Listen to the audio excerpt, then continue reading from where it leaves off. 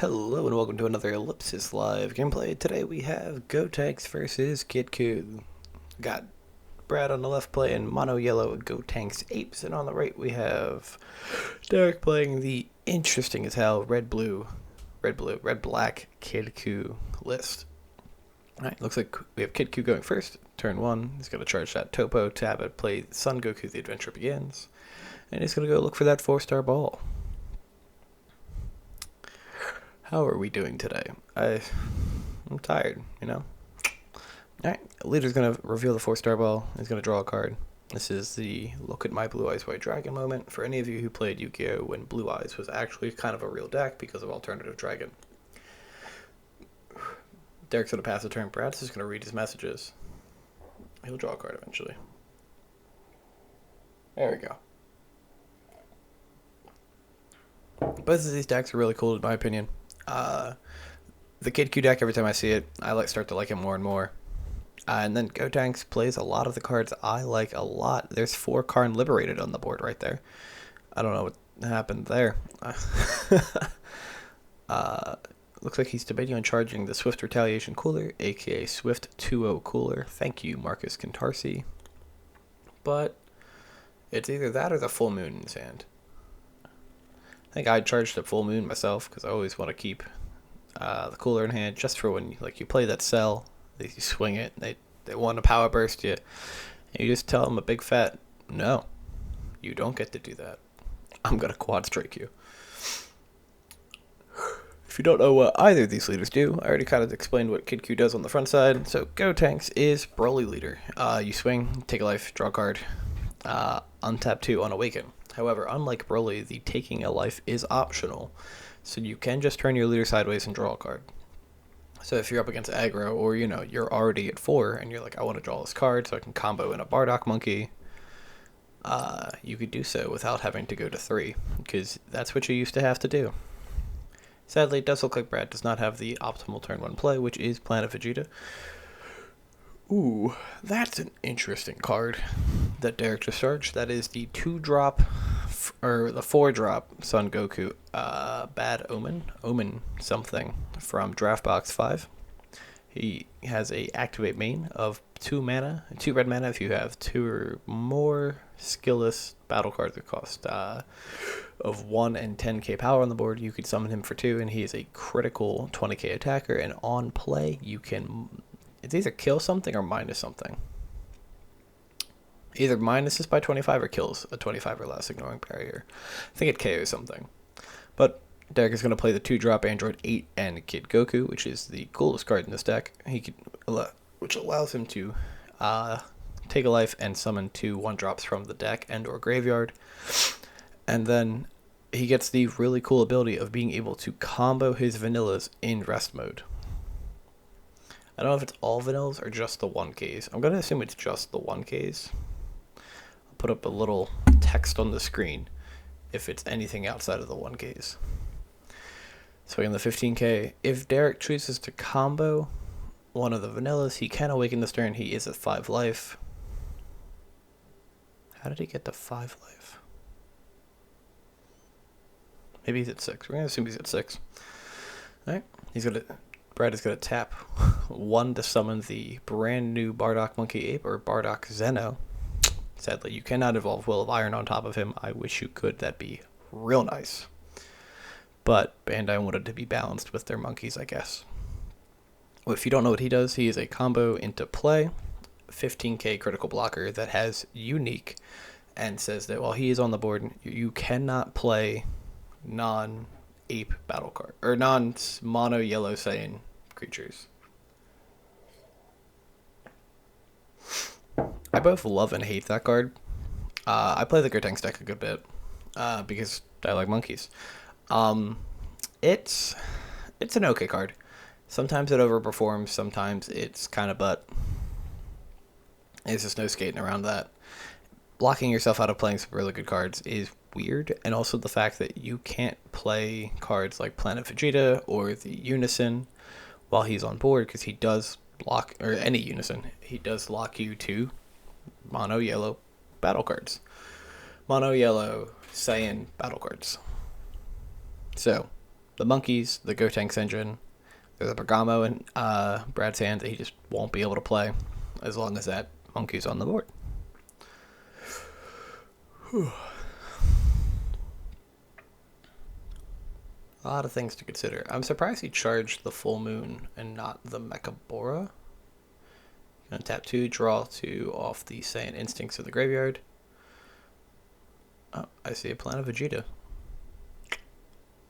Awaken. And on the backside, the Gotenks as a attack, draw a card. When your opponent activates an extra card, draw a card. I forgot to mention he does that on the back, on the unawakened side too. He's not exactly Broly. He's Broly with like another line of text. And then on the awakened side, if your opponent activates an extra card, you can also tap a battle card, which combos it with Bergamo and Poutine really well. Two very absurd cards. And then, if I can remember, if you activate Union Fusion, you can give the leader critical for the turn, which is interesting, but not always relevant.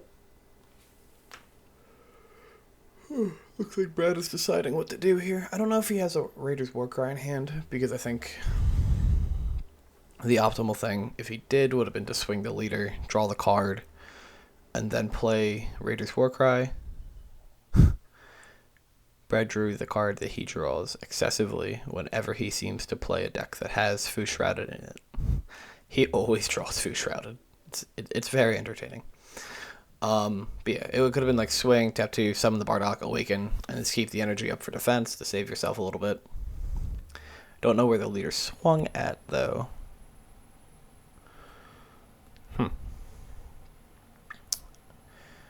Looks like he's holding the 2-drop Trunks in hand. If he has the 3-drop Flash of Brilliance, either the Goten or the Trunks, he could combo it. And then add it back after ditching a yellow card like Mechabora that he doesn't want. There you go. Adding the Prime for Battle 3 drops on Goten. That card is also really good. It's a counterattack. If it reduces its cost to 1 if you have a Unison in play. And then at the end of your turn, you can discard a yellow card, or discard a card and add him back to hand. So you can use him to negate, attack with him, add him back, potentially negate again. Or save him in hand for the fusion with the 7-drop Gotenks.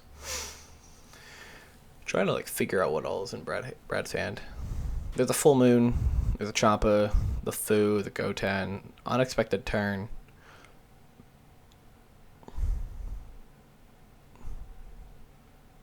Alright, so Masu's going to tap down the Kidku, and he's going to go to 35k critical double strike.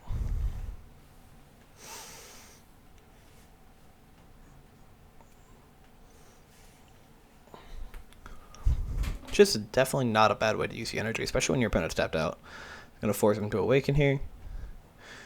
A suboptimal awaken for Kidku, because I think Kidku always wants to awaken on its turn. And it's going to crit the life. We hit. Derek's Proxied Seeker Rare. And, oh, no, Brad, you can't play Planet Vegeta. Well, kids, there's no way to really go back and fix this, as this is not a live game. Well, not streamed.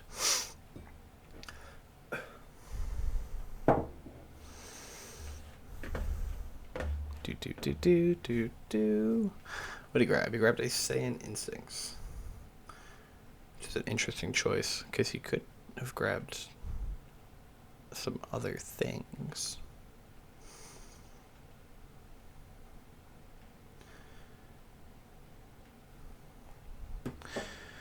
Alright. Planet is going to restand the monkey, and he's going to pass.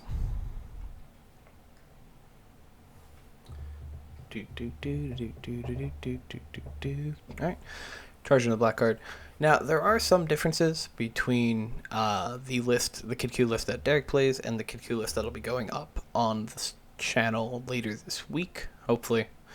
The list that Jason plays a different Seeker Rare than Derek. Derek is currently testing the Beyond Darkness to Migra, because the deck does play a good amount of black cards, and in theory, you just slam it on 5, and if they don't have the counterplay for that card, you should just win. Because, like, when you look at your opponent's hand and you rip 4 cards, even if you're not winning that turn, it's very hard to come back when your opponent has complete hand knowledge of like what you have, and two, has probably ripped all of your defensive options or all of your win conditions. Here comes the second copy of Android 8 and Kidku, grabbing 2 more copies of the vanillas. Now, what I'm curious about, not that it really matters, because the deck doesn't play many cards that cost 1 red, outside of like Intensifying Power Trunks and Saiyan Kaba, but he did tap 2 red for the 8 or Goku card when it could have just been a red and a black. But, I mean, this could be an 8er that he just plays. Oh, it's the Unison. Yeah, it didn't matter. So here's the Unison. It's going to...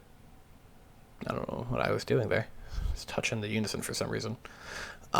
Unison, when played, does nothing. But it has 2 effects. 3 effects. It has an uptick. You can increase its power and all the vanillas on your board by 5k. Meaning all of those Kid Qs are now 15k attackers and are all very real. Just because it eats cards out of your opponent's hand, and Brad doesn't have the energy open for a Nimbus. Its -1 ability is it can, it's -1, I was going to say it kills itself, which it does if it has 1 marker, but its -1 ability is you summon 2 1-drops from your deck and or grave, and then your -2 is you shuffle back 2 vanilla cards from your graveyard and draw 2 cards, which is really good when you're combating like hand control like Frieza, because you can just try and recycle stuff. Cool. Looks like we're comboing cards just to get out of attacks, which makes sense. Don't want to go low, because Kid Q is one of those decks that can just kill you out of nowhere. Granted, Derek doesn't have the energy open at the moment, but I mean, when you go to 2, and your opponent passes back or passes to you, and you can't kill him on the crackback, it puts yourself in a worrying state. Cool. Comboing the Saiyan Instincts that he had it off the planet Vegeta.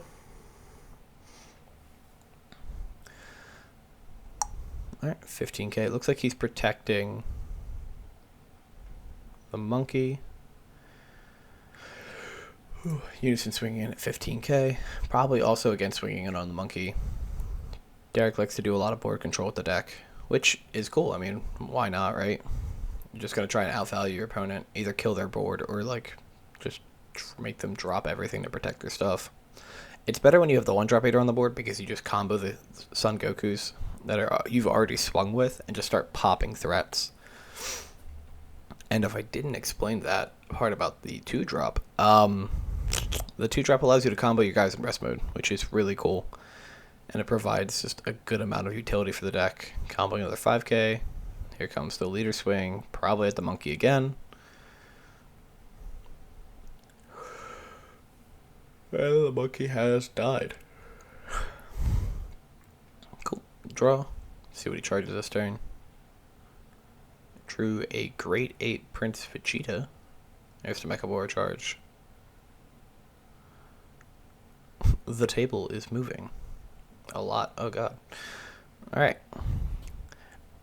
It's safe to say that at this point, I mean, it looks like Kid Q's at 4, maybe 3. Next time we record, I'm going to have to make sure you can see that last life. But I'm going to say he's at 4. Because I don't think anything has happened to put him to 3.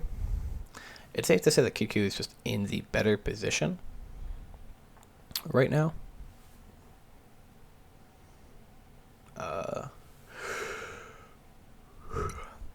I mean, the Gotenks deck is a deck that can run away with the game if it's able to set itself up, because you do have, you know, the Bardock Monkey. You have 2 Bardock Monkeys. You have the Zeno Bardock, you have Raider's Warcry. The King Vegeta Unison is really good as long as you're not dealing with an aggro deck, or, you know, a deck that kills Unisons as strongly as this Kid Q deck does. Alright, he's got a combo to 25 to match, 30 to get out of the attack, dropping that Intensifying Power Trunks. And Brad's going to swing the Bardock Zeno. The question is, does Brad go for board control, or does he try to get cards out of Derek's hand? Now there is an power bursting, going to 3. Drawing because of the activation of an extra card and tapping down the Kid Q. Now, I will say, Brad does have a very interesting option in his hand with the unexpected turn. Meaning, if Derek plays another 2-drop or higher, and then proceeds to play a battle card. So, like, if he plays Aider, right? Or the 2-drop Aider, and then goes to activate the effect to summon more 1-drops, Brad is able to activate Unexpected Turn and effectively warp his entire board.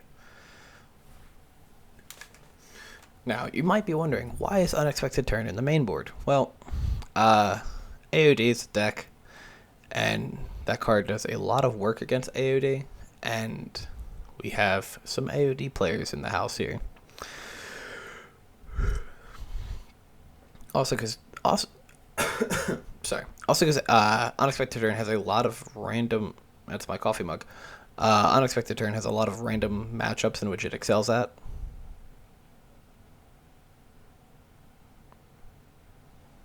I think I just Nimbused for Brad. I checked his hand. I was like, "What's in your hand? Let me see this." And then the swing in from the Kid Ku, I was like, "Hey, you probably just Nimbus here." Dropping the Vegeta. Now, the Vegeta's in the deck to summon off of the Unison. It's okay otherwise. It does have a thing where you can combo it. When you combo it, you look at the top 3 cards, add a grade 8, discard something. So, like, you could try and find a Saiyan Instincts, drop a Saiyan Instincts, or find a Raider's Warcry, and then drop a Saiyan Instincts in your hand, or just a yellow card that is dead, or a card that is dead in general, because I'm pretty sure it doesn't have to be yellow. We weren't really locked to yellow cards back in set 3. God knows Apes was not an okay thing. Boy. Reading the Unison again. 4 energy. I'm trying to see how many black cards. I mean, it doesn't matter that Demeanor got crit, but it's like 1, 2, 3. How do you feel about the set 11 reveals, guys? I only asked because I'm getting Discord notifications currently, and I'm just seeing discussion about the set 11 cards. And on today's reveals were the black cards and some of the yellow cards, like Haru Haru, more support for the Black Broly deck. It looks like Unexpected Turn, which couldn't resolve there. Derek needed another 2-drop on the board. Fun. The Dark Broly stuff seems interesting to me because, you know, a black aggro deck, but it looks like a black aggro deck that has a lot of support for higher power creatures, because it keeps talking about 30Ks, and we've only seen 2 or 3 of the 30Ks so far. It might be 2 because of the Mira, and I think there's a Broly that's 30K. I think. But there has to be more to it. Like, there has to be a chain to the Dark Broly stuff. The new Goku leader seems cool. The yellow Unison they revealed for Vanillas actually seems really cool because of the skill drain effect on battle cards cost 5 or less. My teammate was talking about putting it into Sin Shenron, and I hate him dearly. He's like, man, we can just tap on turn 2, play our 9-drop. Oh, we're going to see if Brad draws his card from the Power Burst getting activated, tapping down the Goku. And looks like he's going to summon Bergamo here. Yep. Bergamo is going to tap down that last red energy, meaning any Power Bursts will now have to be sparked, and Brad can try and go for the game.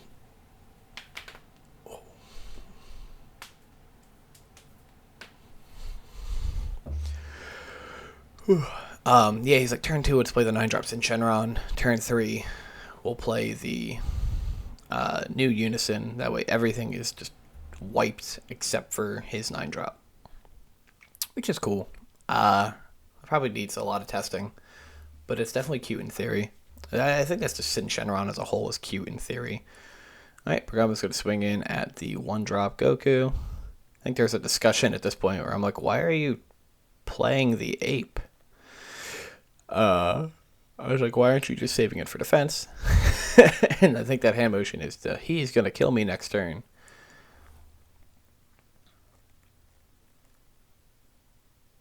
So he has to try and kill Derek this turn. Boom. There's the Raiders Warcry, slamming down my favorite card in a very aggressive manner. But hey, Bardock is an aggressive card.